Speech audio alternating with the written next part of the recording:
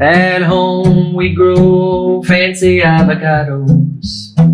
Hey, it's Jason Mraz here, and we are standing on the north slope here at Mraz Family Farms. We're amongst a fresh planting of young gem avocado trees.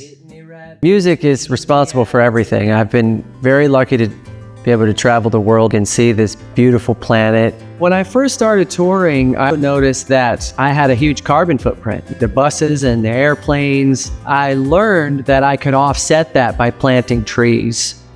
I grew up in rural Virginia, so farming was always part of my history. So I relocated here in the late 90s. I called some close friends of mine to help me start a new farming business.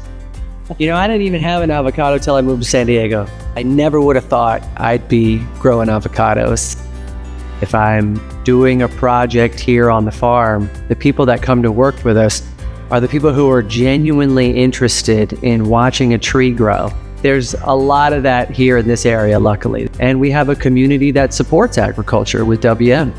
I've always loved the environment and have a passion for kind of the circular economy, figuring out ways that we can use waste streams and take those and turn them into resources. This is Elcora's own compost facility. We are a green waste composting facility. We bring in landscape green waste and then curbside residential green waste. We run it through the composting process and we make clean compost products. If we had to do this on site, we might be spending a lot of extra time trying to make the amount of compost that we need. And luckily we've got WM right here in our own backyard who can help us do that. Our residential trucks drop off the material here. The loader here will take it. It'll be pushed up into these piles back here, chipped and ground, and then run through the composting process.